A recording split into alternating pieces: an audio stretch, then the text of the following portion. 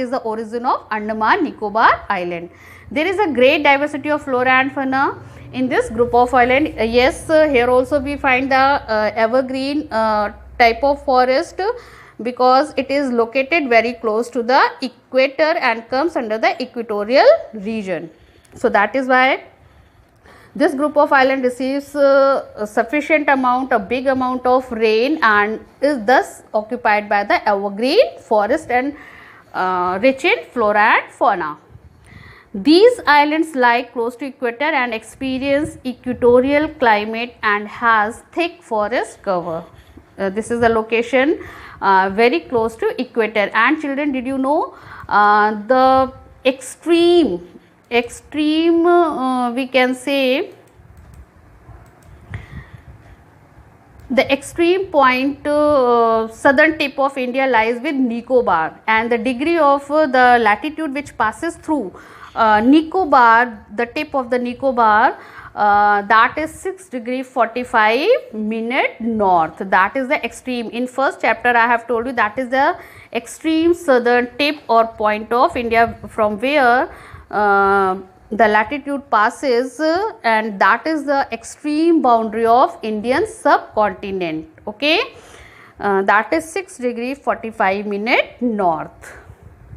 And just because of closeness to the equator, here in both the island group of islands we experience the equatorial climate, hot and humid. Now children, you have read about the 6 physiographic divisions of India.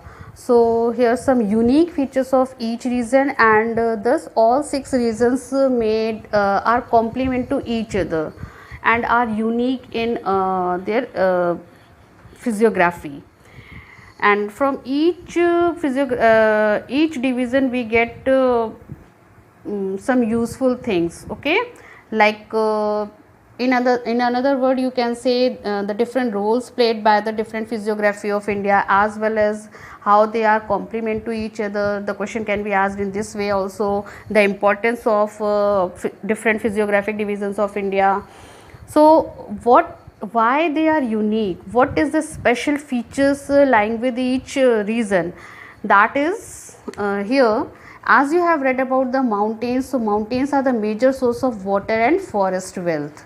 In Himadri region you have noticed that number of glaciers lying over there, because that is a snow bounded range, and that is those glaciers are the good source of water for the rivers which originates from that region, and that is why all the northern rivers are the perennial rivers. Perennial means throughout the year those rivers gets water through glaciers, melting of glaciers, and they are also a good source of forest wealth. Okay, number of medicinal herbs we find with this area, as well as other forest products also we find from those forest areas.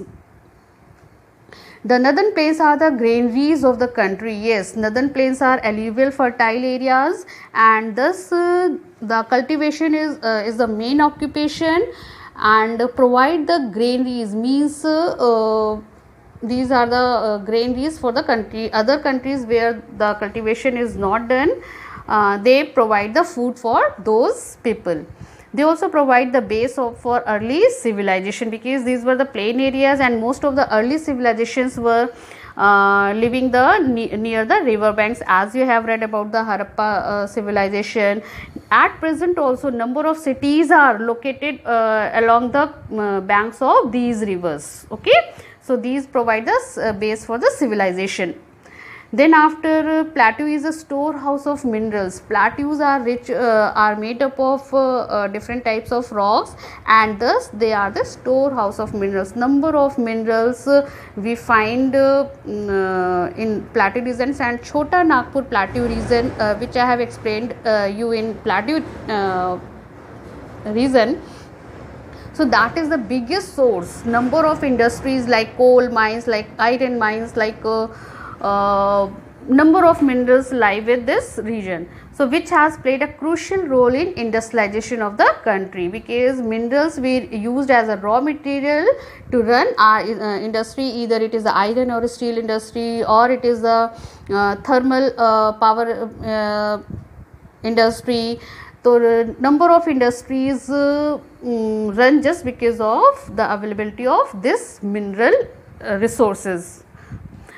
Then after, the coastal region and island groups provide sites for the fishing and port activities. Coastal regions and island groups are the beautiful areas occupied with forest and rich in flora and fauna, as well as they are the good source of good places for the fishing and port activities, from where we can export and import our trading work.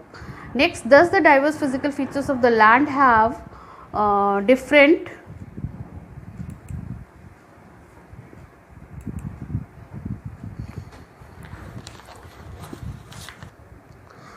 Thus, the diverse physical features of the land have immense future possibilities of development.